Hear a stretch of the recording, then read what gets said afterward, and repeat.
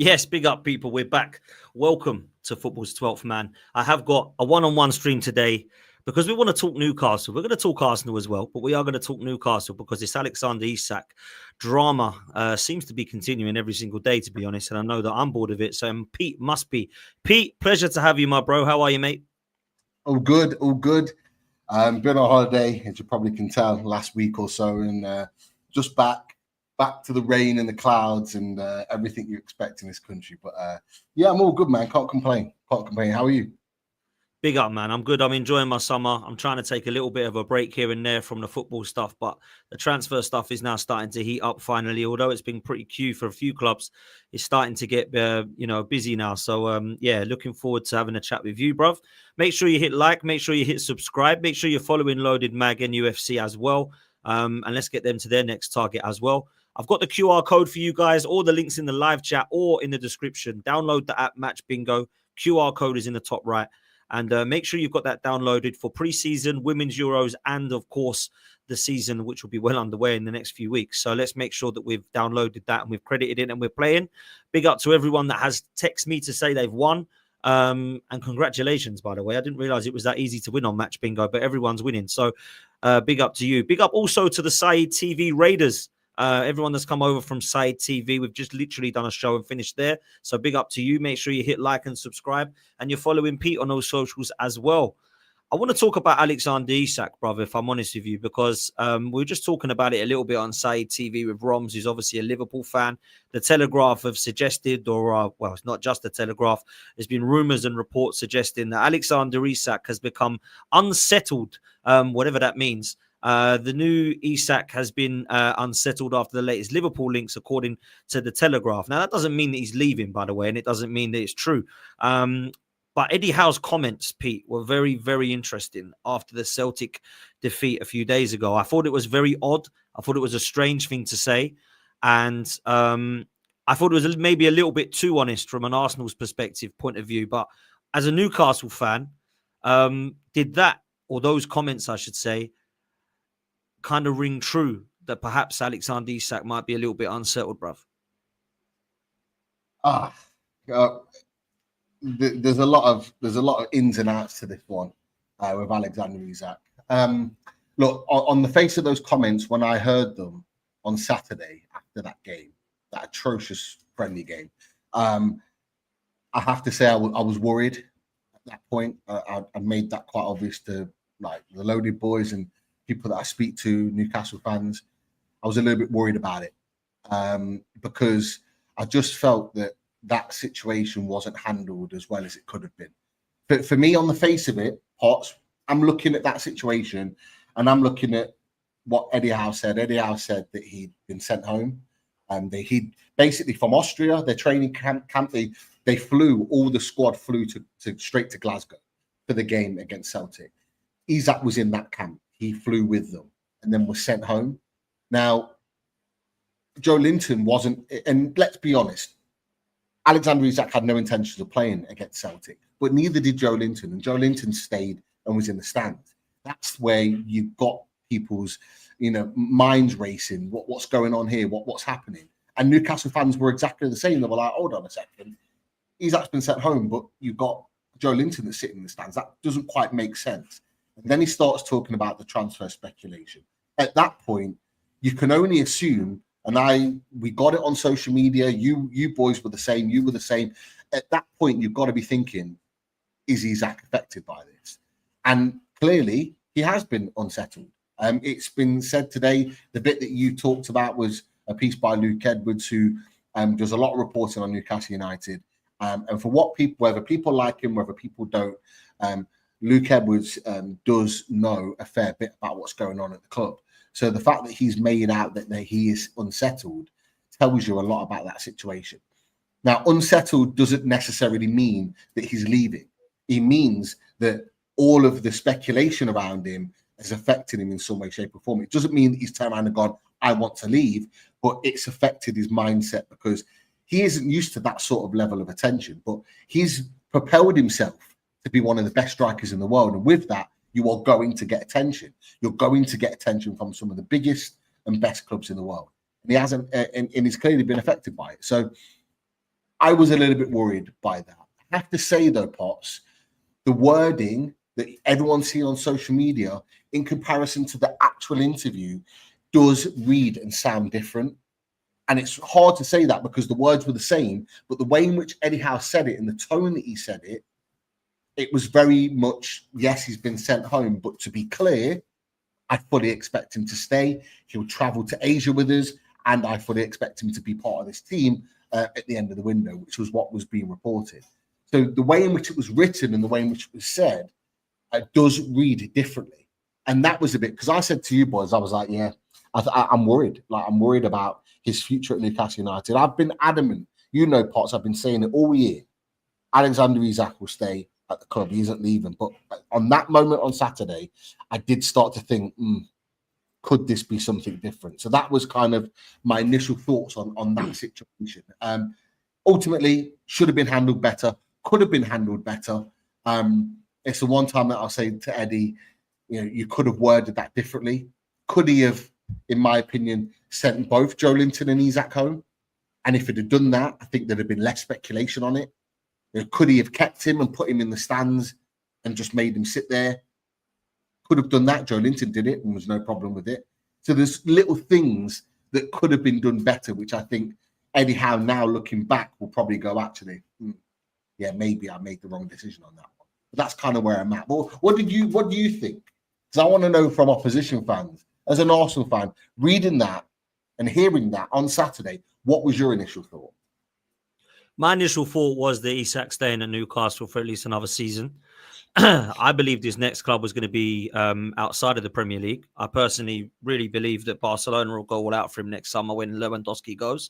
That's my honest opinion, and I'll stand by that still. However, when I looked at Liverpool being serious about it and looking to actually talk, I thought to myself, that doesn't really shock me because Liverpool can be interested in a player. I'm quite interested in a few girls. That doesn't mean I'm going to get them, right?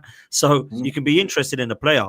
I think when you look at the scenario of 120 million and then Liverpool being serious about it, I thought maybe this hasn't been shot down in terms of like, you know, absolutely no chance yet. Maybe there's something in it. And then when I think it was kind of shut down and they went for Hugo Ekitike, I thought, right, well, that's done. He's staying at Newcastle. There's no problem there. We move on.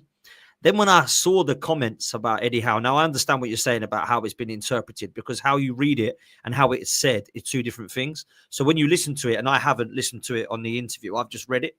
When you read it, it sounds like, damn, he's really not happy. And I read it and thought, so he's basically been left out because he's unsettled. That's basically how it read. Now, whether he meant to say it like that or not, I don't know. He's then obviously later come out, and I'm reading now that he said he's happy at Newcastle, and Eddie Howe's kind of put it right and saying, look, he's happy here, loves the team, loves me, loves the playing staff. There's no argument. He's not unsettled. It's all good. I've just taken him out of the limelight. That's very different to he's really unsettled and doesn't know where his head's at, so I've left him at home. Because that's what it kind of read to me. So I think them two are very different things.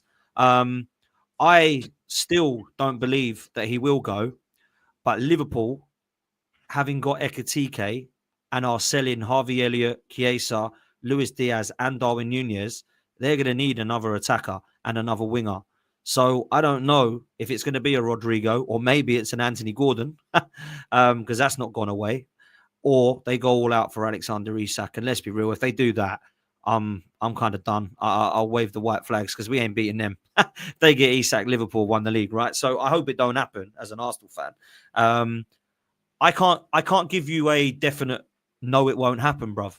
And I can't give you a definite it will happen either. There's something in the back of my mind that tells me this ain't over yet, though. And there's something in the back of my mind that tells me that once Liverpool make those sales, they're going to go, there's 150, take it or leave it.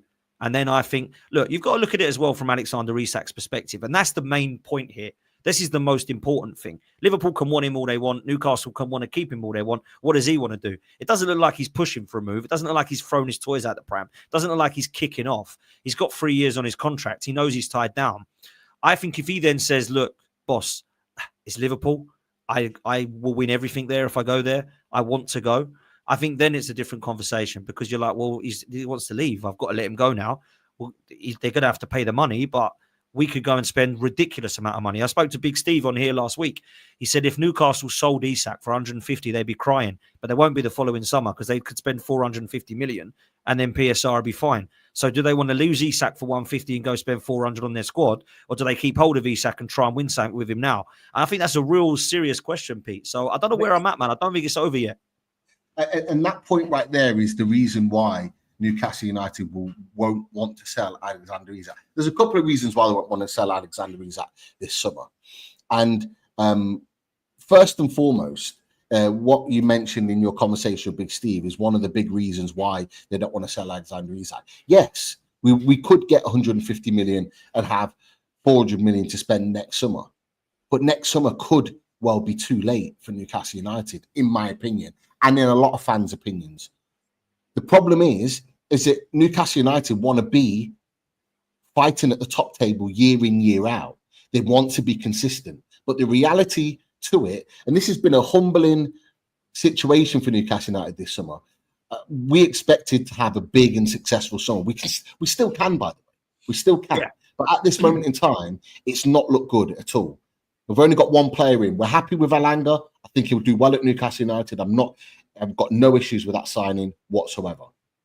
But we expected to have, and I think Eddie Howe expected to have at least 3 big players in by now, and we've only got one, and we've missed out on numerous targets.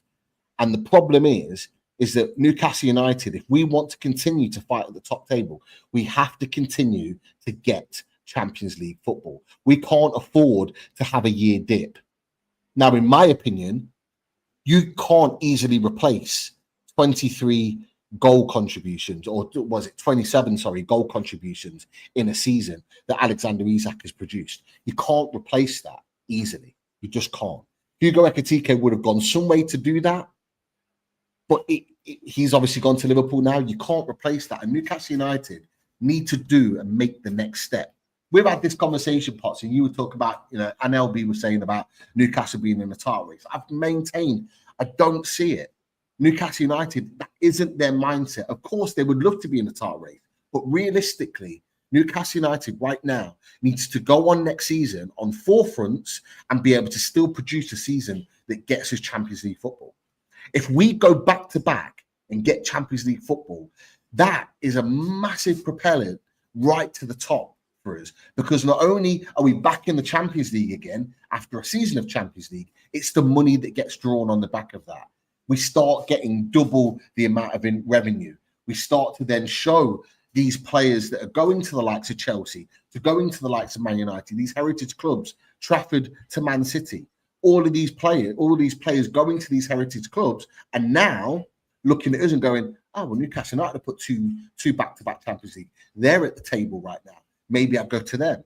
And all of a sudden, that conversation about will they go to Newcastle, will they not, starts to become a conversation of, yeah, I'm going to go to Newcastle instead of some of these teams. And with the money generated, we can then offer the wages that Man United are offering, the wages that Chelsea are offering, because of the money that we're earning. And that's why this season is so crucial, which is why the chairman said, and he's been adamant all the way through, Alexander Isak will not be sold this summer. It may be to our detriment. I do agree with you, and I said this to you before. I do feel like the writing on the wall that if Isak does leave, it will be probably next summer, and it probably will be to La Liga, to a team like Barcelona. Like you said, Lewandowski leaving the club, Alexander Isak goes there. Alexander Isak is a massive fan of La Liga. He's talked about it in interviews. He didn't watch the Premier League growing up. He had admiration for Henry, but he didn't watch the Premier League. He said that openly. He was a La Liga fan. When he was growing up, he watched Real Madrid and Barcelona. So it makes sense for him to want to go there. There'll be a gap there, as you've talked about. That would be the natural progression. We might not get the 150 that we're asking for, but I think if you asked any Newcastle United fan what they'd rather, 150 and goes to Liverpool and playing in the Premier League this summer, or 120 next summer and he goes to Barcelona and he's playing in a different league, I think it would be an easy answer in terms of what Newcastle United would want. So that's the thing.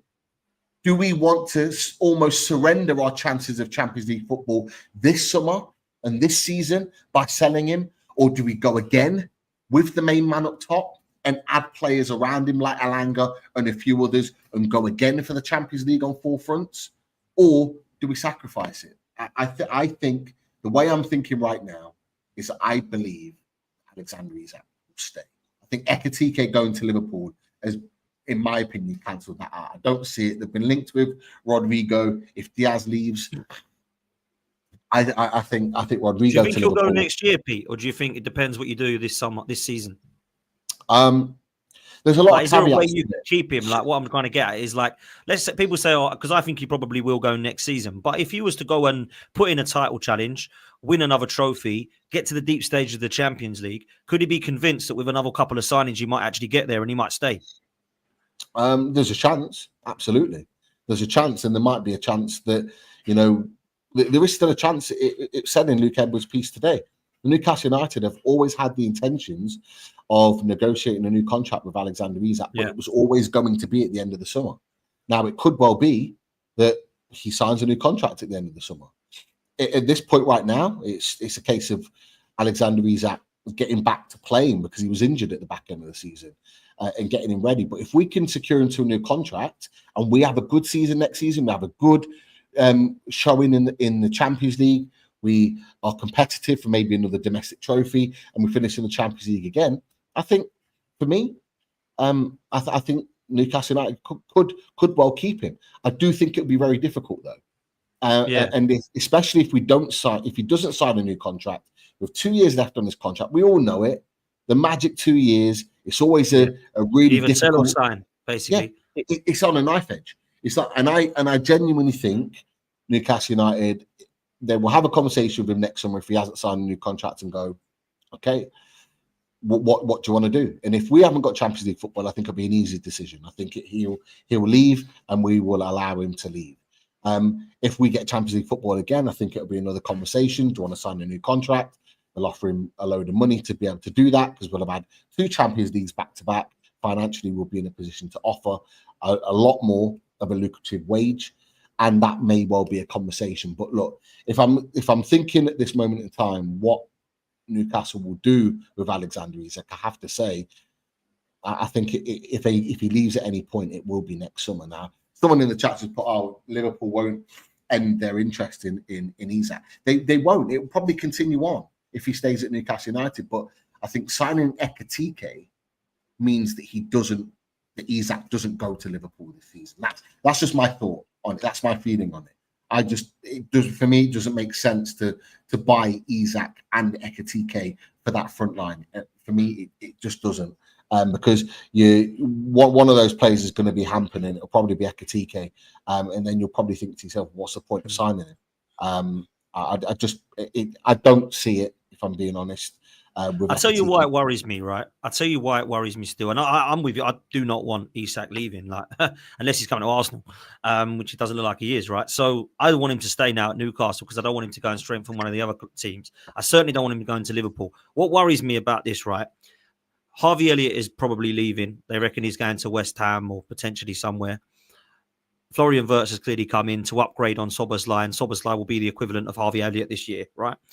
On the right-hand side, they've got Salah and they have Chiesa. They have Luis Diaz and Gakpo, and they have Darwin Nunez and Diogo Jota, RIP. Okay? Now, they've brought in Hugo Ekitike, who's now replaced Diogo Jota. If they sell Nunez and Luis Diaz, they're going to need another 2. Now, I don't know that the other 2 are going to be. It might be that they go and get 2 backups, and you think, oh, fair play. And they keep Gakpo and all that. But there's a lot of talk about a left winger coming in the name of Rodrigo or Anthony Gordon. And there's still one short. And I know it sounds mad, but we're being told that Liverpool have got like 400 million to spend because they haven't spent for the last God knows how long. And if you do the maths, then it adds up with another attacker coming in still after Ekitike that they've got enough money for that. So I'm looking at it thinking, I think they're going to go big on someone. Now, it could be that it's Rodrigo. I don't think they're getting Isak and Rodrigo. If they do, everyone needs to give up now, right? But I think that if they do get a player, I do think Rodrigo or Gordon have got more chance of coming in than Isak. But Isak, if he starts to make murmurings around, I want to go win now. I'm 26, 27, whatever he is. I want to go win now. Then I think Newcastle have got a problem, and I think they have to win. And there's obviously talk at the moment. I don't know how true this is. By the way, a few hours ago, it's reported that Simone Inzaghi wants Alexander Isak over at Saudi for 130 million euros. What is going on there? Is there any truth in that? No, I don't believe so. I don't believe so. And look, if there is any truth in it, I'd be shocked if Newcastle aren't asking for minimum 200 million for Saudi, considering what they pay and overpay for some of the players that have gone there.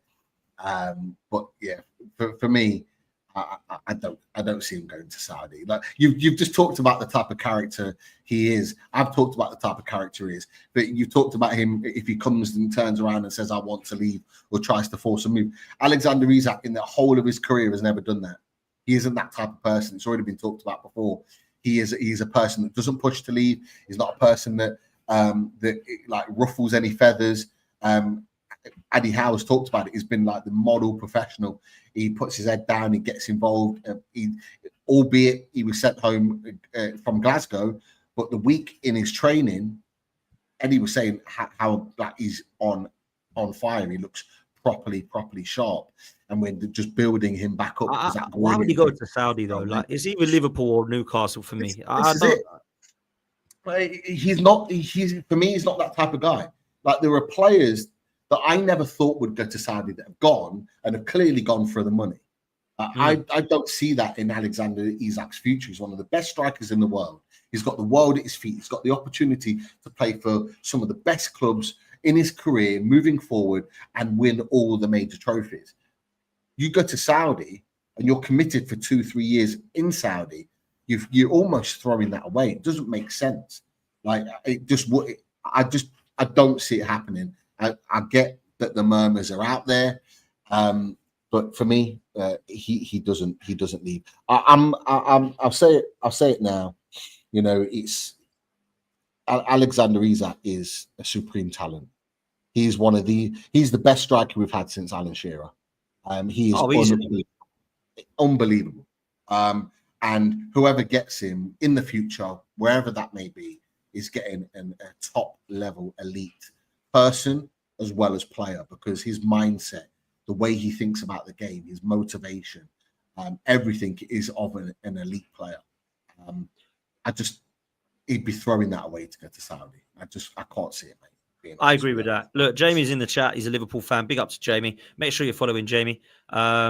He says if Isak does leave, it would only be for Liverpool. I believe his head has been turned. He says, but I don't think he'll make a fuss because he seems like a great guy. I actually agree with this. Even if his has been turned, or what's it called, unsettled, I don't think he's going to throw his toys out the pram, fall out with Newcastle and leave on bad terms. I just don't see that happening. He doesn't look like that kind of character. And I think if he had to say, look, do you know what? Give us another year. If you don't want to sign a new contract, that's fine. We ain't selling you this summer, but give us another season, give your all, and we'll talk about it next summer when you've got 2 years left. I think that probably is where my head's at with what will happen. And it might be that he doesn't want to go at all, and he's quite happy here. Well, that people haven't spoke about that yet, but it could be the case that he's like, I don't really want to go yet, but maybe one day. That could be a serious thing. Like the reports are suggesting that he might be unsettled, but we don't know that to be the case. Potts, honestly, the situation with Alexander Isak is it's quite straightforward. The club have been saying the same line all the way through. Like for any Liverpool fans, I know there's a lot of Liverpool fans in the chat. The chairman of the club, like he is infatuated by Alexander Isak. He's already come out and declared him he's his favorite ever football player. And like if you see him, whenever the chairman is there, he makes a beeline for Isak and his family, and he spends all his time with him. Like if you watch it, if you get any of the clips of when they're on the pitch and celebrating and stuff, he absolutely loves it. He's been adamant right from the beginning. The chairman, this is that we are not selling Alexander Isak. Every local journalist, every journalist that reports on Newcastle United, whenever they ask the question to the club, they have, and even in the last week, they've had the same sentence, the same words said. Isak is not for sale this summer. He's not going anywhere. And although I've been worried this week, and I've been, maybe he might well go. Even today in that piece, from Luke Edwards. He even said, the chairman has said again and reiterated, Alexander Isak is not for sale. And that fills me with confidence again. I didn't have that confidence, on Saturday. I didn't have that confidence that he would stay. Now I'm hearing that again. It does fill me with confidence. Now, I know why Liverpool fans might well be excited by that, because he's a quality player and might well be confident that he comes to Liverpool. I'm not quite sure. That Ekitike thing has done it for me. Them finalising the Ekitike deal, that has done it for me. I just don't see it happening. Yeah, if they hadn't have done that, it would have been more worrying, I think. But yeah, I'm with you. Let me ask you these two real quick fire questions, right? How much do you think he's worth this summer? And how much would he be worth next summer with 2 years on his contract? For me, and look, I'm a Newcastle fan. So as a fan, we always have our value on a player. He's irreplaceable. So for me, I wouldn't even sell him for 150. I'd be selling him for 170. 170 plus is where my conversation would start. That's just my opinion. People might not agree with that, but that's how important he is to our team. With 2 years left on his contract, I think that significantly comes down, because at that point, Newcastle United aren't in a strong position, aren't in a stronger position as they are this summer. We've got Champions League football, we've just won a trophy, and we've got Alexander Isak on 3 years contract. 2 years, knife edge, changes the conversation. I think more of a 120, 130 conversation, I think, gets that deal done. Okay, interesting. What did you make of the chess move that people are calling it from Liverpool with the Ekitike signing? Because obviously Newcastle were interested, and they basically played chess with you and said, checkmate, you're either going to have Isak in a red shirt or Ekitike in a red shirt. Did you see it like that, or did you see it differently, bruv? Well, just to be clear on it, because I think there's a few Liverpool fans that have been saying over the last week that, we were signing Hugo Ekitike because Isak was going. It was never the case. We wanted Ekitike to be and play alongside Alexander Isak. That was set out from the get-go. When we first put our bid in, now we had Ekitike's agent in Austria meeting with Eddie Howe on Monday, and then Monday is when the bid went in. So we had the intentions of getting that deal done and getting it done quickly. But as soon as Liverpool came in, and Liverpool came in because Liverpool wanted Hugo Ekitike. They'd been linked with him far longer than we had. At that point, that was when we kind of stepped away, because we were never going to pay the sort of money that Liverpool have eventually paid for Hugo Ekitike. We wanted to pay, 70-something million, I think. No, 70 million euros, I think it was, that we wanted to pay altogether, which was far less than the, 69, 70 million or 80 million, whatever it is that Liverpool have paid for him in the end, whether you work it out in pounds and euros. Yeah. They paid far more than what we were ever intending to pay. And this is the problem with Newcastle United. We are a team that will pay money for a player, but we don't want to get into a bidding war. As soon as the bidding war came with João Pedro, we stepped away. As soon as the bidding war came with Hugo Ekitike, we stepped away. We're not going to overpay for players, and that was why in my opinion, we stepped away from the deal. But the chess play that everyone's been talking about, Newcastle United wanted both players, but Liverpool were only ever going to get one, in my opinion. And so by them stepping in with Hugo Ekitike, they'd already been told at that point that Alexander Isak was not for sale. And I think that's why they very quickly moved on to Ekitike, and that's why the deal's been done. That's kind of how I see it. I didn't see it as sort of a chess play. I didn't see it as a bully move, is what some people have said, or a power play. I didn't see it like that. I see it as Liverpool wanted one main striker.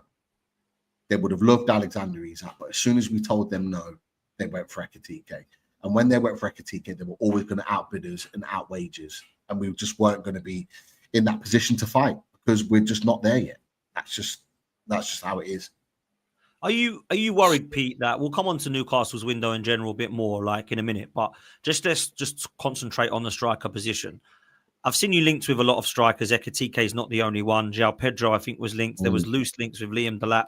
Obviously, Jan Wisso is being linked with you, and I know there's other clubs that are interested. Spurs, I think, as well.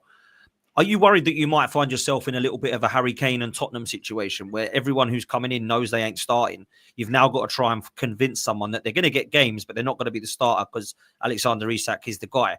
And Tottenham struggled with that. They used to just play Son there if Kane was not about, which was great, by the way, because good backup. But you might have to look at that and think, where do we go with this? Because as much as Callum Wilson is needed to be upgraded upon, how easy is it to do that? Because Callum Wilson was a player that, we respectively with his injuries, knew he was a backup.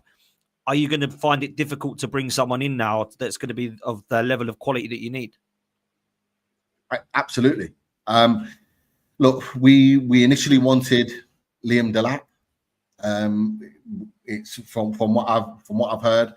Liam Delap met with Eddie Howe. They spoke things through. Apparently, Liam Delap and Eddie and his agent were really impressed with Eddie Howe. And the big reason why he didn't sign for us is because of knowing that he was going to be behind Alexander Isak. João Pedro, it came out after he'd signed for Chelsea that it was a similar thing. Was happy up until the point of joining Newcastle United, but he was always concerned about playing behind Alexander Isak. It's going to be the issue. Like, it's going to be a huge issue in keeping Alexander Isak and having someone of a similar and equal ability to know that they're not going to be the main man, that they're going to have to play second fiddle. Callum Wilson played it, but wasn't happy to play second fiddle. He hated the fact that he was on the bench, but there was a clear difference in ability that he didn't have an argument. He had to sit there and take it effectively. We're in a difficult moment right now. João Pedro and Ekitike would have been top level, elite level, like, alternatives to Alexander Isak. I think now we're going to be, in my opinion, shopping in a different type of window. So, like, for example, we've been linked with Johan Wiese, who had a great season. That'd be a great signing. Great signing, that'd be. It would be, but it wouldn't be. And this is what a lot of Newcastle fans are kind of struggling with now. We've been linked with and bidded for João Pedro and Hugo Ekitike, two top strikers that are going to have brilliant seasons at their respective clubs. And now they've had the sample of that. We're now linked with Johan Wiese, and everyone's going, "Oh, that's not the signing that we wanted." But actually, you look on the value of everything. He just put 19 goals in for Brentford this season in a team that creates far less than Newcastle United. He's got the ability to drop in and play just behind the striker. He can play off the wing. He can play as a frontline striker. He has the versatility that's ideal for Eddie Howe. People are saying that about his age, that he's 29 in September. Like, we had Callum Wilson when he was 28 years old, and we got 4 or 5 years out of him. Like, it can work. It can happen. It can be successful. Now, for me, I think that would be a good signing. And I talked about it on our show Unloaded last night. Newcastle United are at a crossroads right now. In terms of their window, they're at a massive crossroads. Do they continue to go for that top-tier player and face competition? For example, I gave 2 examples. Benjamin Sesko. Do we then go for Benjamin Sesko as an option and pay a bigger fee, but have to fight with the likes of Man United, who have got big money and big wages, to get that player in? Do we go for, in my opinion, Goncalo Ramos, who I think will leave PSG this summer, and get him in because he's not playing at all for PSG? Do we go for that high-end, top-tier striker to come in as a viable alternative to Alexander Isak and pay the money for that big level signing? Or do we go for the next rung down? Do we go and pay 40, 45 million for Johan Wiese, which is what Brentford are offering? Do we pay 40 million, 45 million for Randell Kolo Muani, who Juventus want on loan and can't afford a fee?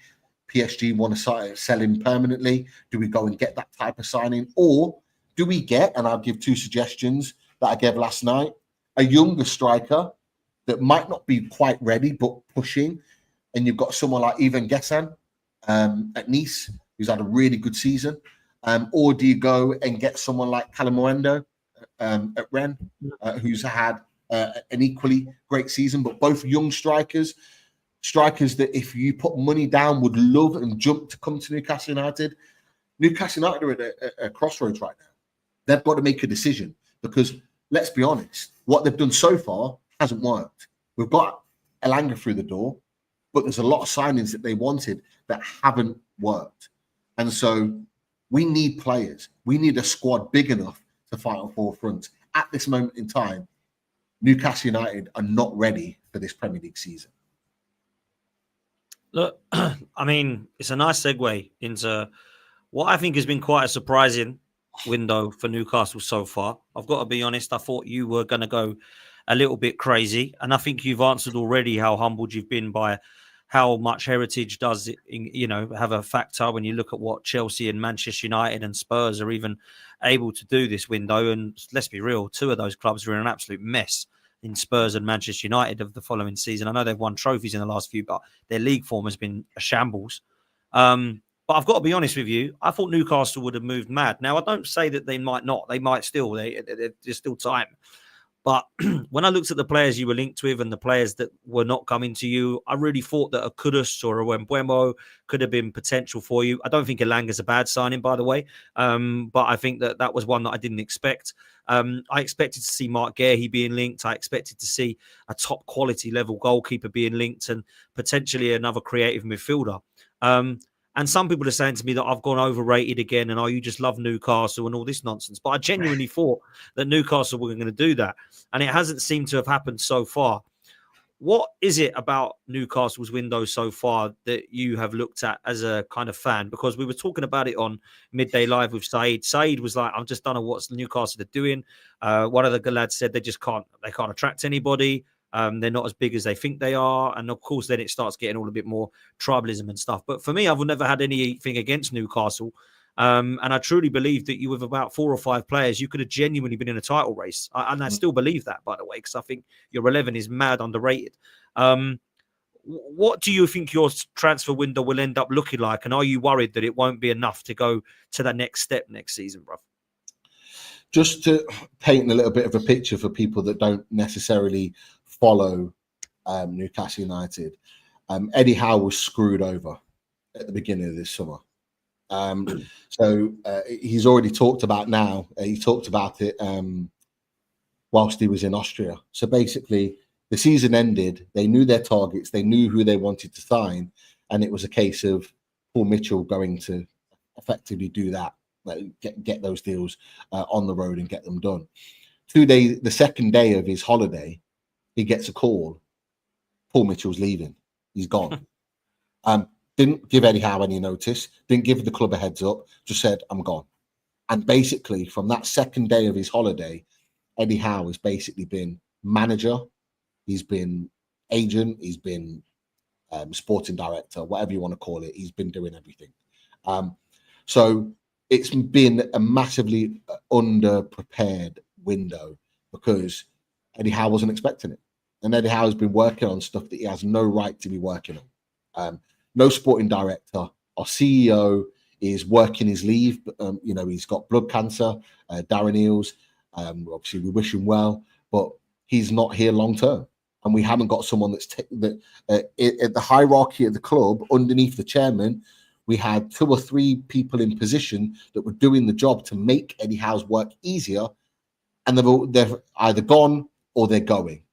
And we've got no one in position above Eddie Howe to do the job that needs to be done. For me, that's not the sign of a top level, off the pitch organisation there. It's a mess. It's an absolute mess. And that has been part of the reason why this summer has been such a bad summer so far. In terms of who comes in, we still need a backup alternative striker. We still need a right-sided centre-back. It's an absolute must that comes in. In my opinion, we still need a first-choice goalkeeper, someone to push Nick Pope. I fully expect that if we get a goalkeeper, Nick Pope by November is riding the bench. That's what I expect to happen. We're losing out on Trafford. Do I see us going to get a goalkeeper? I'm not quite sure now, and that worries me slightly. We've just lost Sean Longstaff to Leeds. He needs to be replaced. We play with a midfield 3. We need 6 midfielders. We had 6 midfielders last season. We can't go into a new season with 5 midfielders, knowing that we play more games this season than last. We need a backup for Lewis Hall. Matt Targett needs to get out the club. He needs to leave. We're looking to sell him. We haven't got a replacement for Luke Hall. If he gets a bad injury again, what are we going to do? Put Tino left back again? We've got massive positions that need filling. I think if we'd have needed 1 or 2 positions, we'd have gone big on a couple of players and put the outlay of wages out. I think we'd have done it. But the fact that, in my opinion, we need 6 signings. So we've got 1. So we need 5 more signings, in my opinion, for this summer. They need to be done, and they need to be done quickly. The only ones I can tell you in terms of any confidence that we're actually in for is Giorgio Scalvini at Atalanta. Where's he play? Right centre. And he's the only one that's the real solid link right now. Him and maybe Johan Wieser. But Johan Wieser's got no guarantee of him leaving because Mbremo has gone to Man United, and they've made it clear, Brentford, that only one of them was going to leave. So are we chasing potentially Johan Wieser with a view to it actually failing and having another one added to the list? That's my worry. My worry is that we're going to be targeting players that are not likely to come to Newcastle United. And this is why I say we need to reassess what we're doing right now, because we need players in, and we need players in fast. Our first 2 games of the season, Aston Villa away, where traditionally we don't do well. And second game of the season, at home to Liverpool. The one team in the Premier League that Eddie Howe hasn't beaten yet. It's the one team that Eddie Howe hasn't beaten yet in the Premier League, and they come to St. James's Park. We can't go into those 2 games with players still need to be signed. They need to be signed now. And then this is I think soon after that. We've got Leeds away, which won't be easy. Just come back up. We're going to be buzzing and fresh for the Premier League. And then I think a couple of games after that, we've got Arsenal. This is not easy. This is a really, really tough start to the season. And this is why by this week, I expect a movement. By Friday, when they fly off to Asia for the tour of South Korea and Singapore, we need to know that at least one player is coming in by then. This is a massive week for Newcastle United. If we don't get that and we're going into Asia tour and we still haven't got players in the door, if I'm a Newcastle player, I'm thinking, what's going on here? We're 3 weeks away from the season and we've only signed 1 player. That's what I'd be thinking if I'm a Newcastle player. Yeah. Eddie Howe's probably thinking that as a manager, thinking, what's going on here? We need players and we need them in quickly. He looked pissed off in Austria when he did his interview with the club. He looked genuinely pissed off. And you know what? I don't blame him, because he expected far better. Eddie Howe deserves far better than what he's got right now. He's only got Anthony Elanga. The fact that Eddie Howe, for 3 windows, hadn't been given 1 first-team player, and we still got Champions League football and won our first domestic trophy in 70 years, tells me that he should be given the kingdom, the keys to the kingdom this summer, to be able to sign whatever and whoever he wants. And he's only got Anthony Elanga to show for it. Not good enough. Not good enough. I agree. I really do. Big up to Sophie in the chat. Big Newcastle fan. Big up to all of the moderators here as well. Hope you're all well. Do me a favor. Get people to hit the like button. We've got 1.3K in the building. And unfortunately, we don't even have 300 likes. That's mad. So you're moving about as fast as Newcastle and Arsenal are in the transfer market. So let's make that speed up a bit. Let's hit the like button and hit subscribe. We're on the way to 50K. We hit 47K last night. So let's get up to the big 5-0, which is something we've been creeping towards for a while now. So let's get it, man. Can I just say that Loaded Mag NFC, we hit 30K last night whilst we were live. So we managed to achieve that. You know, we would have never thought we'd have ever been at that point. But just everyone that's in the chat that's ever subscribed to Loaded Mag NFC, joined our chat, and seen myself and Potts on there, and the lads Daz and Chris before. Thank you for all your support. I just wanted to say that, because 12th Man has been a massive support for Loaded Mag NFC since we started sort of working together and sort of being on the channels, on each other's channel. I can't thank you enough, because you've been a huge support in that, Pot. So massive appreciation to you. So I just wanted to say that. Come on, bro. honestly, 30k is an unbelievable achievement for you guys. That's superb. So make sure, if you've not done so already, people, that you're following Loaded Mag in UFC. It's by far the best Newcastle channel out there. So if all you Newcastle Geordies in the chat, then let's go and show some love to Pete. And make sure you hit like and subscribe on this one. Let's get Pete up to 35k or 40k, which I suppose now in the tens, and let's get this one up to 50k. So come on, people. Look, I've got to be honest. I look at the Newcastle 11, and I really like it, man. I've got to be honest. I really like it. I think it's an exceptional 11, to be fair. I think it's one that definitely is going to be going for top 4 again. I think what Newcastle should be looking to do is, how do we make this team or squad compete for more than just the top 4? And I know it's difficult because Arsenal, Liverpool and City and, no mugs with good sides, and we've been in title races before, and Newcastle have yet to do that. But how do we do that? Now, I don't think there's many players here that you need to remove and get the hell out of. I've got to be honest with you.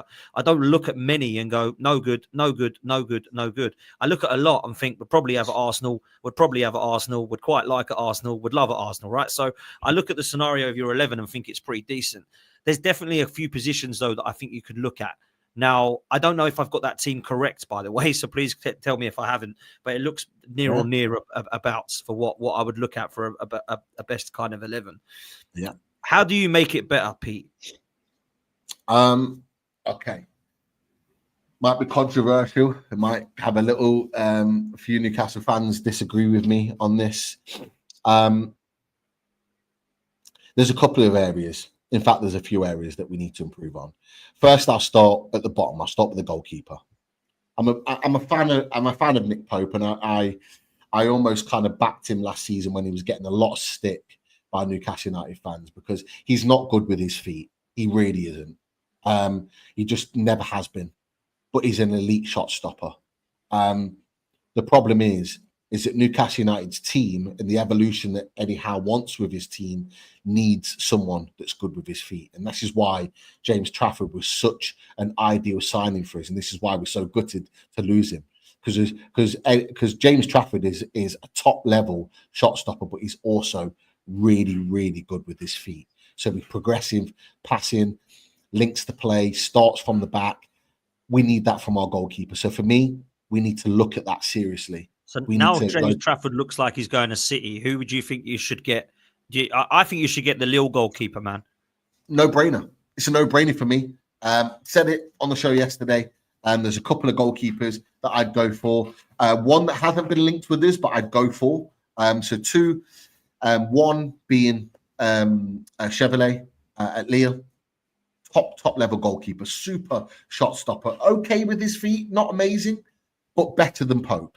But he's an elite shot stopper. So good. Young goalkeeper, bags of potential. The other one, which is might get some fans disagree with me on there, I'd get Mike Magnan from great shot. Milan. An experienced goalkeeper, Champions League level goalkeeper. It's already been in the kind of in the press.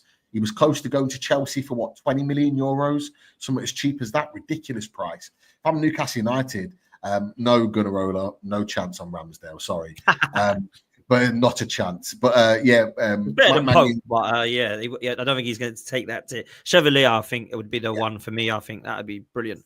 So they're the two that I would look at to bring in. Chevrolet is probably the top choice, so I'd definitely go with that one. This one might be controversial. But I'm replacing Fabian Schär this summer. A right-sided centre-back is an absolute priority. I talked about it last night on our show. I really wasn't impressed with what I saw. I know it's pre-season, but I really didn't like how Fabian Schär was run ragged by the Celtic forward in that game. I thought Botman looked really good. Really glad to see him back. He is really good, mate. He's quality. He's just always injured. Yeah. Well, hopefully that's been put to bed now. And that he's back fit and firing. But what we need, Potts, we need pace. We need pace to supplement Botman's quality. And Schär, for his elite level ball play, is just not got that pace, and he gets caught out. Keep him though, right? Just back up. Oh yeah, absolutely. I'd keep Schär until he retired as a backup. I'd keep him like as part of the squad Absolutely, because you can bring him in, because there'll be some games in the season where you don't necessarily need that pace, but you need his ability on the ball to affect games. And Shaw will still influence games, there's no doubt about it. But if you're fighting at the top level, Pots, if you want to be fighting with the likes of Liverpool, Man City, Arsenal, Chelsea, for those top 4 or 5 positions, you need to have someone with pace in that back line to be able to supplement and recover and stop the top teams from getting in and behind. That's the type of player we want. Now, someone just put in the chat, Genie Esther, who a player that we suggested last night, and he suggested as well, Isak from Inter Milan, young German international goalkeeper, centre back, had a very good season at Inter Milan last season. He's someone that I would like as an alternative. Scalvini as well from Atalanta being mentioned. Scalvini reminds me more of a Sven Botman. He's quick, but he's not lightning quick. But what he is an elite positional player. He's elite on the ball. He's good in the air as well. Like, he has all the other elements to his game that together I think that would make a real top level partnership. But he lacks that elite pace. Someone said Mark Gay. Mark Gay has the elite pace, but I personally don't think we're in for him. I don't think we've been in for him all summer. I mean, bloody Liverpool are going to get him as well, man. Possibly. And we were in for him last summer. We wanted him last summer. Tottenham. He'd be brilliant. He'd be brilliant for you. He's someone that's got that elite pace. Not as good in the air, but he's got elite pace that would cover. And he'd be a good fall with Sven Botman. But I think we're beyond him now. So for me, I'm looking at the likes of sort of a player like Scalvini, someone like Isak, someone like that might well come in and be an alternative instead of Mark Gay. A controversial one, people might not like it. I think we need to start looking at a Joe Linton alternative in the team. Yeah, it makes sense. And when I say alternative, I don't mean sort of a like for like. I would like us to sign a player that can play number 8, but also hog that position in a number 10, that can almost fit in that position in between where you can see Tonali and Isak and still play in a midfield 3. I would have loved someone like an Eze to come in this summer. I would have loved, and we were linked with tentatively Xavi Simons, someone that can play in that little position there. I would actually love. Leaving. It's come out today. Romano said he's leaving. Arsenal and Chelsea are interested in Xavi Simons. Yeah, I don't see. Also Eze as well, obviously, but you know, I'd love Eze. I would absolutely love Eze. I would love Xavi Simons. I don't see us getting either of them. So I would like us to potentially get a James McCarthy from Man City. Someone that can play in that position, that can play and sit in that little pocket of space and be creative. The thing that we lack is creation. Now, Bruno can create to a point, but we need someone that can play in that 10 and create chances for Alexander Isak, Elanga, and Gordon. That's what we need. We need a creative spark.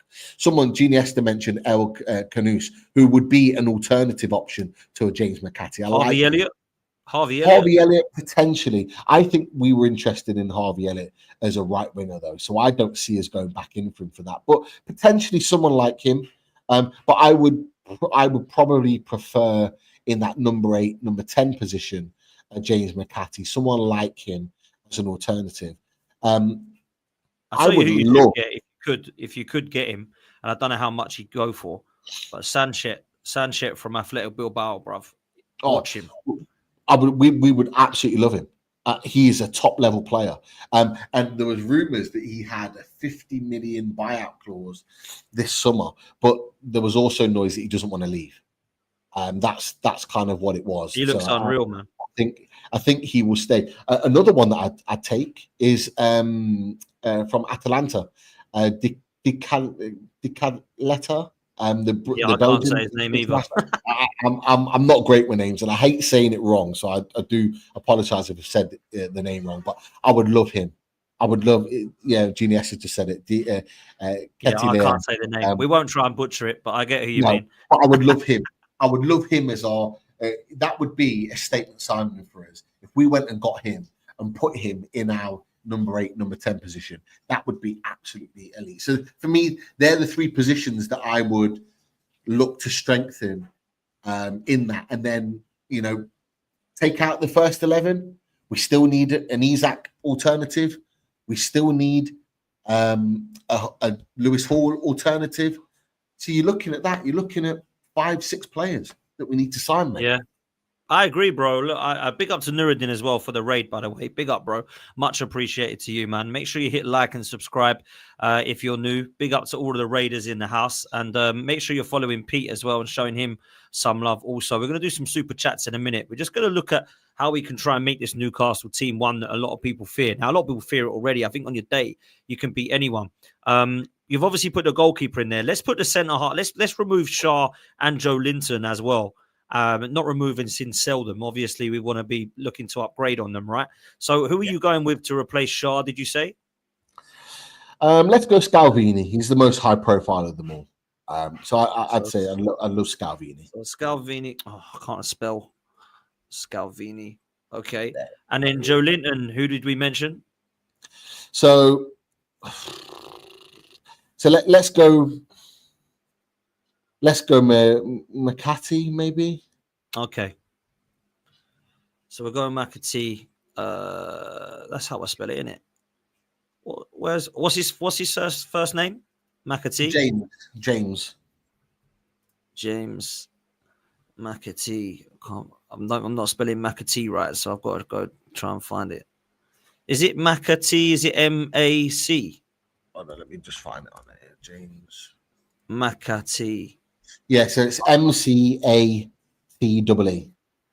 T-E-E. It's not coming up for some reason, but I don't know why that is. Let's see if the Kettler is in there. Go on, K-E-T. Is it K-E-T? Yeah, E-L. There you go. There he is. Okay, cool. Because I like Joe Linton, by the way. I think he's a top player. I think he's quite underrated, actually, if I'm honest. It's because Makati is spelled MC and then capital A, apparently. That's why. Right, okay. That's why. But, I mean, just on Joe Linton, really quickly. Joe Linton, I think probably stays his career at Newcastle, or certainly for the next 2 or 3 years, maybe into his 30s, and then maybe goes to Saudi to finish his career, and then back to Brazil, where he wants to end his career. Joe Linton, though, has had a number of injuries recently that have been long-term, and we struggle without him to have any sort of quality alternative to come into the pitch. Now, to get his sort of skill set is very, very difficult. Someone that's big, physical, combative, almost like a bulldozer. There's not many like that around. So we have to look at someone that's got a little bit of elegance, a little bit of class, a little bit of quality to open doors, someone that can offer something different. And Joe Linton, he's going to be 29 this year. So, he's kicking on as well. So we have to be smart in our succession planning to look beyond him.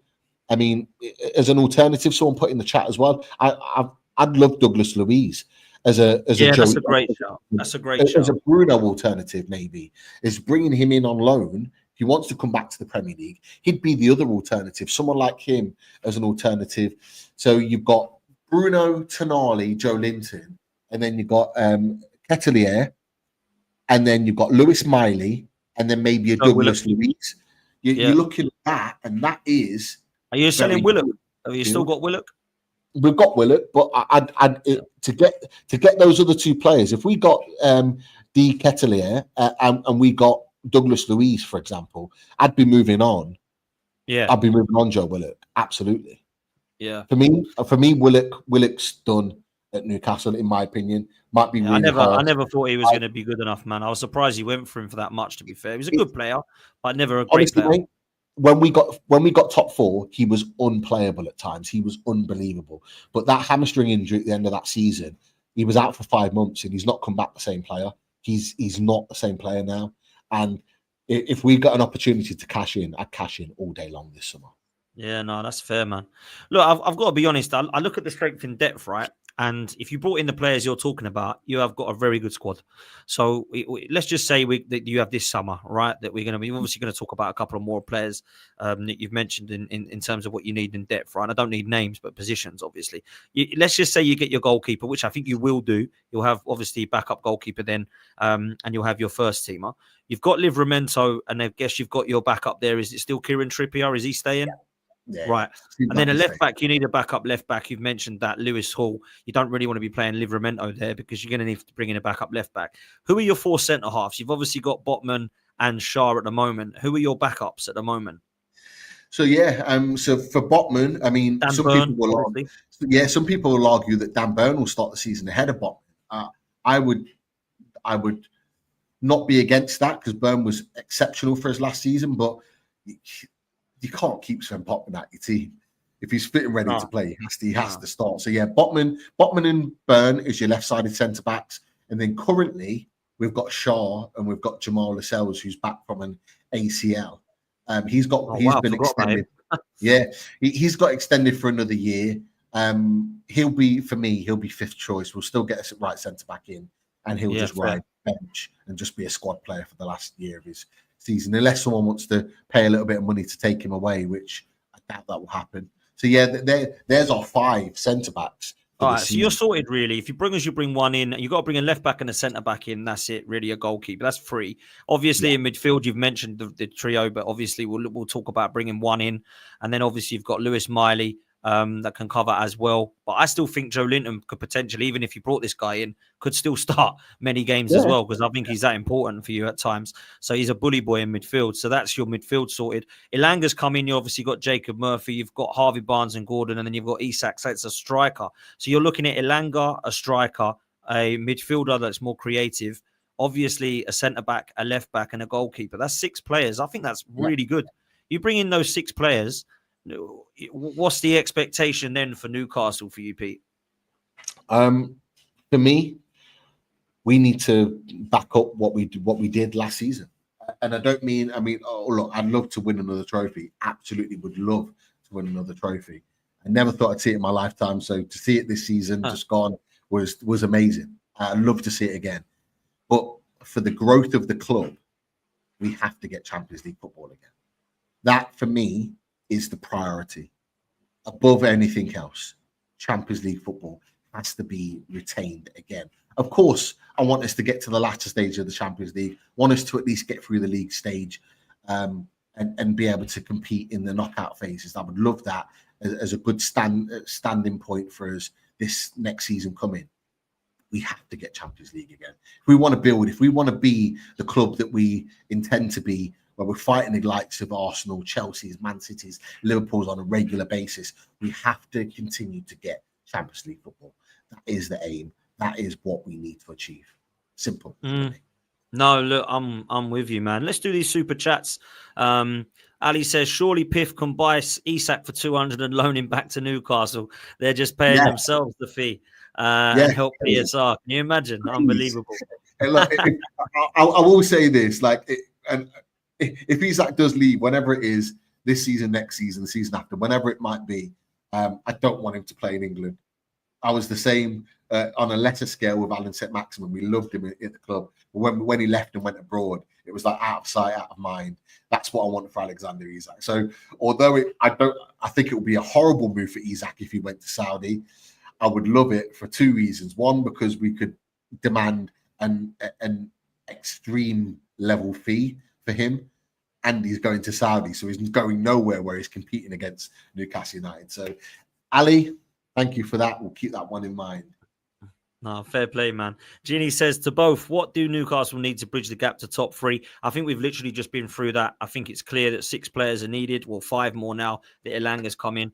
And those names would be very, very good players, in my opinion, to give Newcastle a great chance. We've got a Liverpool fan promo. It says it doesn't add up. Delap and João Pedro plays second fiddle to Isak, but third choice Ekitike plays alongside him. You're saying that Newcastle were getting 2 strikers despite PSR. I don't think you ever said you're getting 2 strikers. I think you said you're getting 1 backup. And Visser is the guy that's being linked with you at the moment, and Spurs. Just quickly on that, do you think that he would pick Newcastle over Tottenham, Visser? Because he's going to be a Solanke and Visser or Isak and Visser. What do you think he'll do if that is true? Well, it's a great question. With regards to Lisa, you would expect that with his ex-manager being at Tottenham, that would be a bit of a pull because he's going to a manager that knows him. But I think he'd want to come and play at Newcastle United. I absolutely do. I think he'd want to come and play with the likes of Isak and Bruno and Tonali. I think we'd be a pull for someone like him. It's the tier down player that I think would want to come and play for Newcastle. So yeah, I do think he'd want to come and join us. But to the point about Delap and Pedro, that was what they said. They didn't want to play second fiddle. That was what they've said since the moves have been made, not what I've said personally or our club have said. For us, it's always we want an alternative to Alexander Isak, and we've been very clear on the players that we've been linked with can play in multiple positions. So we're looking to evolve our formation. So the formation you add up on the screen, Potts, is only one of two formations that will play next season. We'll play, and Arsenal know it full well, and so do Chelsea, because we played you in those formations last season, where we play three at the back, and we play two behind Alexander Isak, and both Ekitike, João Pedro could have played that position in that number 10 little slot that can play just behind. So in games in the Champions League next season, we will absolutely play that formation, and whoever comes in, so whether it's a Wisa or whoever, will play in that role just behind Alexander Isak. So it won't be just Alexander Isak plays and the other one's on the bench. There will be games where both will play in the same team. And so that's where it's really crucial that we get the right player, because they need to be able to play in both formations, not just one. No, look, it's interesting because I genuinely do believe that Newcastle has a brighter future than Tottenham Hotspur. I genuinely do. And I'm not saying that because I'm a gooner. I'm saying it because Newcastle have got the rich owners. Newcastle have got the bright future. And there should be no reason as to why Newcastle shouldn't have a more successful decade that's coming than Tottenham Hotspur, in my opinion, right? They've got an owner that is a nightmare in Daniel Levy. You know, you no longer have Mike Ashley. And for me, I think you've got a bright future. So I think that Visa, looking at Solanke, will probably think I can definitely start maybe ahead of him, because I don't think Solanke's as great as some. I do understand why he might look at Newcastle and go, not getting ahead of Isak. But he can be a part of something. He's going to play a lot of games. You've got 4 competitions. It's not like he's not going to get a look in and he's going to sit on the bench the whole time. You're going to have to rotate. Isak's not going to last 50, 60 games. Like, you need a backup striker. And I really like Visser. I think he's a very underrated player. And I think last season, I think you said it, how many goals did he score in the end? 19 Premier League goals. So I think he only had a few. He only had a few goal contributions less than Brian Mbeumo last year. Like he had an unreal season. Wisa. I think he's underrated and underlooked as a player. The one thing that I think may go in our favour with Johan Wisa is that we might well pay the money that Tottenham may not want to pay for him. Because you know what you've just said about Daniel Levy in his lack of will to want to pay big fees for certain players. I'm not sure that 28, nearly 29 Johan Wisa is something that Tottenham and Daniel Levy will probably want to pay 40, 45 million pounds for. I think in the predicament and the situation that we're in, we might well be more willing to pay that money. And that might be the difference, because if we agree the fee with him first, I think we convince him 100% to join the club. It's interesting, man. It is. Let's finish by talking about Arsenal very quickly for 10 minutes or so. Love to get your honest opinions on what you think could be the case for Arsenal's season. Obviously, the transfer window, we bought in some players. Kepa's come in as a backup goalkeeper. Obviously, you've got Zubamendi and Norgard that have come in to replace Jorginho and Partey. Madueke's come in. Sterling's gone out. And then, of course, there's still no striker. It looks like it's going to be Gyökeres, and it's just being delayed. There is updates saying that it's going to be fine. Don't panic, Arsenal fans, rah, rah, rah. But, of course, Arsenal fans want it done. Yeah. What do you make of our window so far? And how important is it that Gyökeres gets across the line for our season, bro? Absolutely crucial. I think you'll get him. I think it's done. It might not be done, written and signed and sealed yet, but I think he becomes an Arsenal player, and it's exactly the type of striker that you need. But it's absolutely crucial to your window. You can add another midfielder, you can add another centre back. By all means, your centre back that you've got, is it Mosquera? If I'm pronouncing his name right, Mosquera, yeah, I like him. I've watched him a few times for Valencia last season. Good player. Really good player. There's a lot of Newcastle fans that wanted us to be the ones to sign him, but I now hope we get maybe his defensive partner Tiguera, who's also good. But you've signed some good players. I've got to be honest though, mate. I'm not a fan of Madueke. I don't rate him. Who is, bro? Who is? I really think it's a poor signing for you. I think you could have got better. I think you should have got better. I think there's better out there. Like, just ask me this: where's he playing? Is he playing on the left or is he playing on the right? In your opinion? In my opinion, he's the cover for Saka. If Saka gets injured or a knock on the right hand side, a lot of people are saying he can play on the left, and he can apparently play on the left as well. If he comes in and starts on the left, I'll be very, very disappointed, because he's played there for a few times, and Mikel Arteta does his madness, and he brings in players and he gives them new positions. If he's going to do that, then on his head be it, bruv. On his head be it. Honestly, if he starts on the left, you need to start asking some serious questions to the fan base about what your club is doing. When you've got someone like Malik Fofana that's sitting there waiting to be signed, who can play on the left, who's way better already than Martinelli, and you're not getting him, and you're playing Noni Madueke on the left, nah, not for me. There's hope still that we go all out for Rodrigo. I think that's a pipe dream personally, but that's what the fans are saying. Eze being linked, I know obviously you were mentioning him earlier. That's gone quiet, but apparently, we're trying to get Gyökeres done, and until we get him done, nothing matters, which I kind of get and understand. But I'll be honest, I just feel like the window, unless it's Gyökeres, Eze and Rodrigo, is going to be a little underwhelming again. Now, don't get me wrong, it's great that we've got the striker in, but I'm not going to start bowing down to the manager and the board because we finally brought a prolific number 9. I mean, we should have been doing that years ago. So we need to add on top of that now for me. Look, Kepa, meh, I don't really like him, but he's a backup keeper, right? Zubimendi and Norgard, I think one of them is an excellent signing in Zubimendi. I think the other one I've got question marks over, but let's just see. He's going to be a backup. We're hardly going to see him, right? Yeah, fair player. Nothing exciting, but at the same time, he's not a scrub, right? On the wing, Madueke, I don't get it. I will only get it if we bring in players on top of it. He's coming in as purely Saka cover. Doesn't bother me. I'm not the accountant. That's a lot of money. But if you've got money to spend on a winger on top of Madueke and Eze and the forward, cool. But I don't think we're going to do that. I think that it's either going to be Gyökeres and Madueke or Gyökeres, Madueke and Eze. I don't think it's going to be Rodrigo on top of that or another like left winger like a Leao or someone like that, right?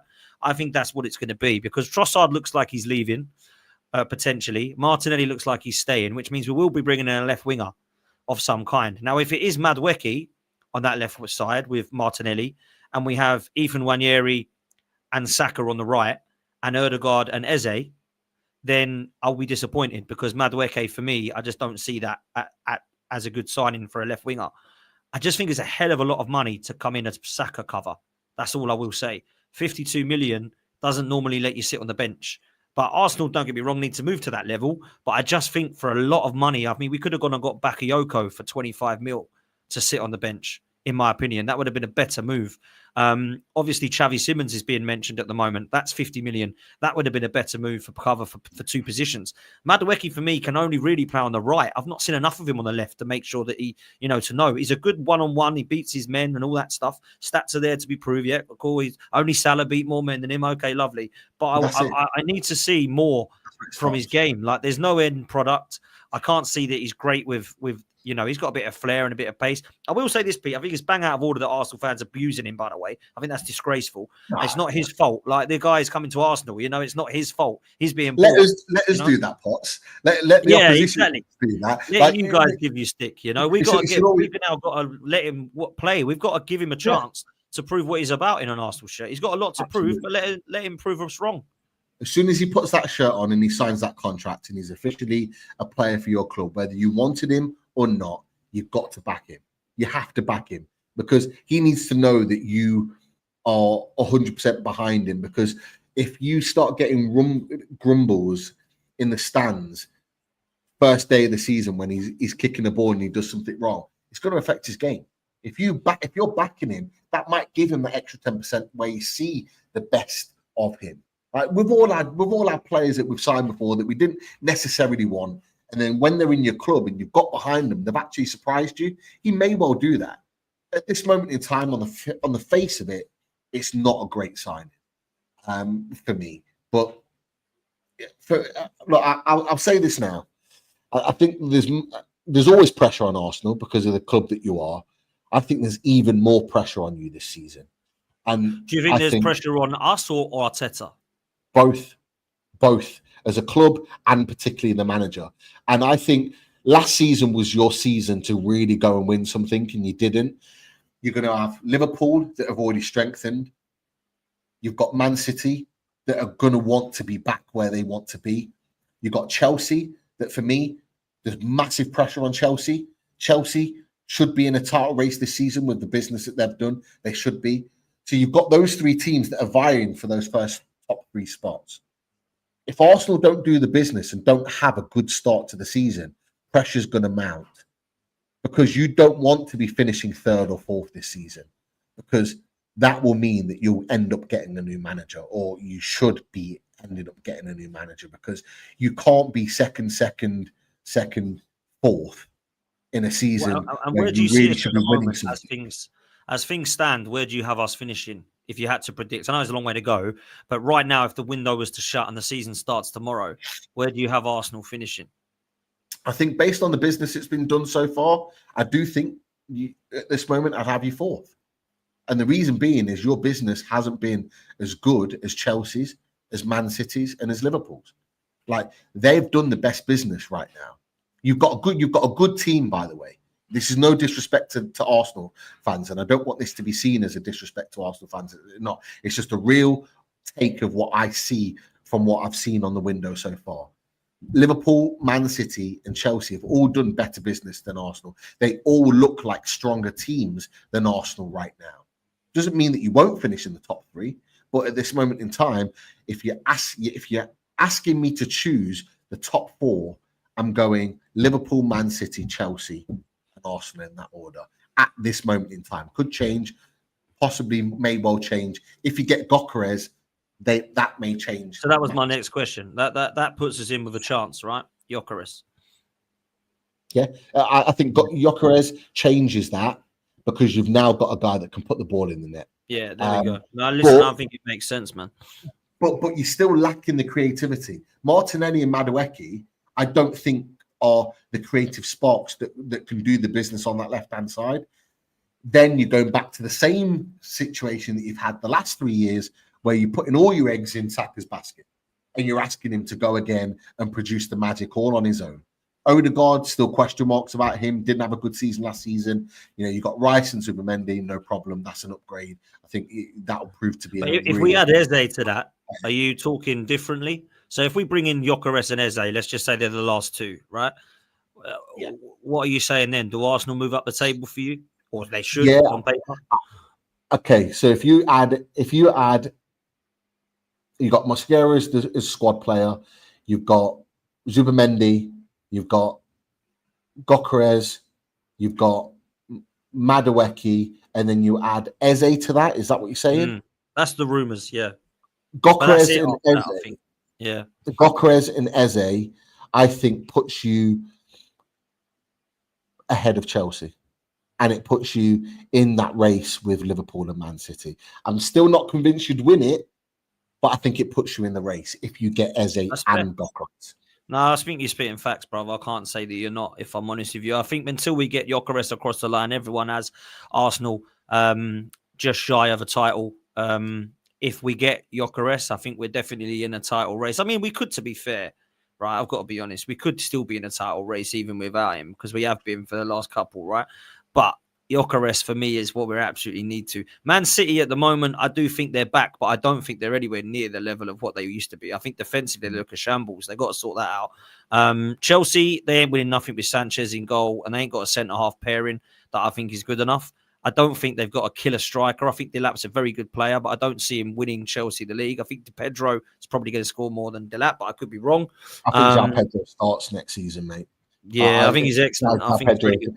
I think Delap will realise. I think he's made a mistake by going to Chelsea, because he went to Chelsea thinking he was going to be the main man, and very quickly they went to sign João Pedro. And João Pedro, particularly in the Club World Cup, he's proved that he can play at Chelsea and he can be the main man in that position. I think João Pedro is going to have a very good season. By the way, I think he's a top. Yeah, I think he's an excellent player. I looked at him in the Club World Cup and he looks brilliant, really. Skizri just walked in. So, yeah, I'm there, man. Look, Arsenal have got a lot of business to do. Obviously, Gyökeres and Eze are the favourites to come in alongside Mosquera. Madueke has been announced. Zubimendi, Norgard and Kepa. I mean, that is 7 players. It's not like Arsenal have bought 2 again. You know what I mean? We've actually gone and spent some money. There are some players that I can offer you, Pete. I mean, if you fancy any of these, then please do give me a shout if you fancy any of them. They're all for sale. Don't do this, man. You know what I mean? If you want any of them, please do shout. You know, Jesus would be a great backup. Trossard would be a great backup for Newcastle. You know, I forgot about Jesus. What the hell's happened to him, man? He's back now. He's back now, but he's trying to get fit. I don't think anyone's going to want him, to be fair. I've got to be honest. I don't think we're going to be selling any of those to any big teams. Vieira looked like he might be going to Parma. Trossard looks like he could be going to Saudi or Turkey. Lokonga, nobody wants him. Nelson, another loan deal somewhere. And of course, you've got Gabi Jesus, who at the moment is just trying to get fit. The problem you've got with Jesus is there's only really 2 places he can go. Anywhere with money, because he's on unbelievable wages a week. They're like 265 a week, which is just crazy. That rules us out. How much you say he's on a week? 265. Yeah, no chance. Well, we're trying to negotiate a contract to give that to Isak. There's no and he'll be our highest paid player ever in the club's history. So there's no way that we're going to give that to Jesus. I was just about to say to you before you said how much he was on wages wise. I was about to say, Potts, don't you dare sell his Jesus. Do not dare. But now I know his wages, it ain't happening anyway. So there's no way you're getting him, bro. To be fair, out of all of those, I think Trossard would probably be a good shout for you. But other than that, I don't think there's anybody on the list. Trossard is reliable. He scores goals and he's a good squad player. That's what Newcastle need. But other than that, I don't think there's anyone on the list that you genuinely want. Of course, just being tongue-in-cheek and laughing about it. But yeah, look, it's been great to get you on, man. It really has. And to actually just talk some Arsenal and Newcastle stuff. The last super chat of the day is coming from Hustler. These Arsenal fans and Newcastle fans will donate money to Barcelona so they can sign Isak. Do you know what? I still believe that Barcelona could be the club for Isak next summer. But yeah, I think we've spoken enough about Isak. So I'll just end it on this: is that with Barcelona, so many in the chat when we talk about earlier were saying, "Oh, they haven't got money. They haven't got money." When have Barcelona ever got money? And they still sign players. Yep. They'll always find a way. They'll always sell something of an asset, a bit like Chelsea do, to be able to afford to buy a player. So don't rule that one out, by the way. We're looking in a year's time when a lot of things can change in a year's time. But Barcelona always find money from somewhere. You know what they're like. Facts, bro. Facts. They did it with Dani Olmo. Oh, we can't register enough players. Next minute, he's there. Barcelona and Real Madrid, I can't stand them as clubs when it comes to transfers. It's just frustrating and corrupt as hell. But there we go, man. Listen, it's been a pleasure, bro. It really has. And big up to the chat. There's been so many of you in here. There's been over 1,000 of you for the whole show, which is amazing. So make sure you hit the like button and subscribe. Make sure you get us up to 50K. And make sure you get Pete up to 40K, because that's where they are now. Loaded Mag and UFC. Make sure you go and show them some love. You'll see Pete regularly on here from the season. Every Monday night, he'll be on the Race for Europe show, which will be great when that's back.